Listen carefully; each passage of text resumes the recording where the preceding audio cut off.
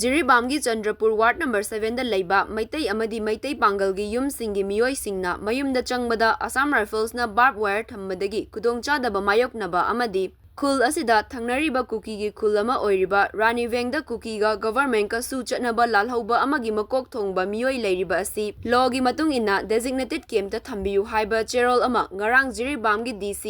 SP 39ARꯒꯤ CO ꯑꯃꯗꯤ Manipur building and others construction workers welfare board MBOCWWBꯒꯤ chairperson K. Sarat Kumar Singhada ꯄꯤꯁꯟꯈ꯭ꯔꯦ꯫ ꯄꯤꯁꯟꯈꯤꯕ ꯆꯦꯔꯣꯜ ꯑꯗꯨꯒ ꯃꯔꯤ ꯂꯩꯅꯅ ꯉꯁꯤ ꯖꯤꯔꯤꯕꯥꯝꯒꯤ SP M. Pradeep Singha, 39ARꯒꯤ CO Akash Kumar, MBOCWWBꯒꯤ chairperson K. Sarat Kumar Singha ꯑꯃꯁꯨꯡ ꯆꯟꯗ꯭ꯔꯄꯨꯔꯒꯤ ꯈꯨꯟꯖꯥꯁꯤꯡꯒ ꯁꯔꯨꯛ ꯌꯥꯗꯨꯅ ꯆꯟꯗ꯭ꯔꯄꯨꯔ ꯋꯥꯔꯗ ꯅꯝꯕꯔ 7 ꯑꯁꯤꯗ ꯈꯟꯖꯟꯂꯝꯕ ꯕꯥꯔꯕ ꯋꯥꯌꯔꯁꯤꯡ ꯑꯁꯤ ꯂꯧꯊꯣꯛꯈꯤ꯫ ꯂꯣꯏꯅꯅ ꯕꯥꯔꯕ ꯋꯥꯌꯔ ꯂꯧꯊꯣꯛꯄ ꯆꯪꯕꯗ ꯀꯨꯀꯤꯒꯤ ꯌꯨꯝ ꯑꯃꯗ ꯕꯪꯀꯔ ꯑꯃ ꯂꯩꯔꯝꯕ ꯊꯦꯡꯅꯕꯗꯒꯤ ꯑꯁꯥꯝ ꯔꯥꯏꯐꯜꯁ ꯑꯃꯗꯤ ꯄꯨꯂꯤꯁꯅ ꯊꯨꯒꯥꯏꯈꯤ꯫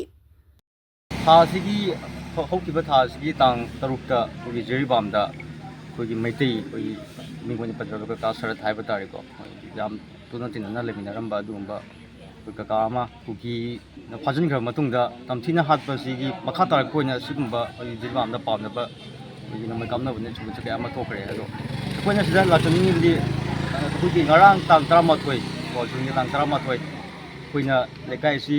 ꯆꯟꯗ꯭ꯔꯄꯨꯔ ꯍꯥꯏꯔꯤꯕ ꯂꯩꯀꯥꯏ ꯑꯁꯤ ꯑꯩꯈꯣꯏꯒꯤ ꯋꯥꯔꯗ ꯅꯝꯕꯔ 7ꯒꯤ ꯑꯦꯔꯤꯌꯥꯗ ꯃꯩꯇꯩ ꯁꯨꯝꯇꯒꯤ ꯌꯨꯝꯅꯥꯛ 4 ꯈꯛ ꯇꯥꯏ꯫ ꯑꯗꯨꯒ ꯊꯪꯅꯅ ꯂꯩꯔꯤꯕꯁꯤꯅ ꯔꯥꯅꯤꯚꯦꯡꯁꯤꯗ ꯑꯁꯥꯝ ꯔꯥꯏꯐꯜ ꯁꯪꯉꯦ꯫ ꯑꯁꯥꯝ ꯔꯥꯏꯐꯜꯅ ꯆꯪꯕ ꯃꯇꯝꯁꯤꯗ ꯑꯩꯈꯣꯏꯒꯤ ꯀꯩ ꯍꯥꯏꯇꯥꯔꯦ ꯑꯩꯈꯣꯏ ꯀꯥꯁꯤꯒꯤ ꯃꯣꯏꯅ ꯍꯥꯟꯅꯗꯤ ꯈꯥꯔꯝꯗꯦ, ꯑꯗꯨꯕꯨ ꯑꯩꯈꯣꯏꯒꯤ ꯉꯔꯥꯡ ꯑꯌꯨꯛꯇ ꯆꯪꯕ ꯃꯇꯝꯗ ꯑꯩꯈꯣꯏꯒꯤ ꯐꯦꯟꯁꯤꯡ ꯑꯩꯈꯣꯏꯒꯤ ꯕꯥꯔꯕ ꯋꯥꯌꯔ ꯈꯥꯖꯤꯟꯗꯨꯅ ꯊꯝꯕ, ꯑꯩꯈꯣꯏꯒꯤ ꯌꯨꯝꯗ ꯇꯪꯗꯨ ꯂꯩꯇꯥꯅ ꯂꯩꯕ ꯐꯪꯗꯕ, ꯑꯩꯈꯣꯏꯒꯤ ꯂꯥꯏ ꯈꯨꯔꯨꯝꯕ ꯆꯪꯕꯒꯤꯗꯃꯛꯇꯁꯨ ꯑꯩꯈꯣꯏꯅ ꯀꯅꯥꯗꯒꯤ ꯄꯔꯃꯤꯁꯟ ꯂꯧꯗꯣꯏꯅꯣ, ꯌꯨꯝꯗ ꯆꯪꯕꯁꯦ ꯀꯅꯥꯗꯒꯤ ꯄꯔꯃꯤꯁꯟ ꯂꯧꯗꯣꯏꯅꯣ ꯍꯥꯏꯕ ꯄꯣꯠ ꯑꯃꯈꯛ ꯑꯩꯈꯣꯏꯗ ꯂꯩꯍꯟꯕ ꯍꯥꯏꯇꯥꯔꯦ꯫ ꯑꯗꯣ ꯑꯁꯤꯇꯁꯨ ꯅꯠꯇꯅ ꯀꯨꯀꯤ ꯂꯥꯜꯍꯧꯕꯅꯤ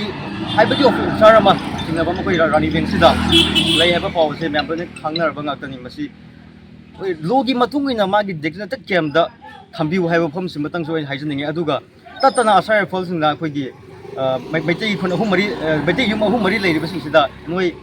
ꯁꯥꯐꯒꯗꯕ ꯃꯐꯝꯗ ꯆꯠꯄꯤꯌꯨ, ꯑꯗꯨꯒ ꯌꯥꯝ ꯀꯨꯏꯅ ꯂꯩꯕꯤꯒꯅꯨ ꯈꯣꯠꯄꯤꯒꯅꯨ ꯍꯥꯏꯕ ꯌꯥꯝ ꯇꯨꯅ ꯑꯩꯈꯣꯏꯅ ꯃꯦꯟꯇꯦꯜꯂꯤ ꯇꯣꯔꯆꯔ ꯍꯥꯏꯕ ꯇꯥꯔꯦꯀꯣ, ꯑꯁꯤꯒꯨꯝꯕ ꯇꯧꯕꯤꯕꯁꯤ ꯑꯩꯈꯣꯏ ꯌꯥꯝꯅ ꯂꯥꯏꯕꯛ ꯊꯤꯕꯅꯤ꯫ ꯑꯁꯤꯒꯨꯝꯕ ꯊꯧꯗꯣꯛꯁꯦ ꯑꯩꯈꯣꯏ ꯀꯀꯥꯁꯤꯅꯤ ꯃꯥꯒꯤ ꯃꯁꯥꯒꯤ ꯍꯦꯛ ꯃꯌꯨꯝꯗ ꯆꯪꯕ ꯐꯥꯎꯗ ꯑꯄꯟꯕ ꯄꯤꯔꯦ ꯍꯥꯏꯕꯗꯨꯅꯤ꯫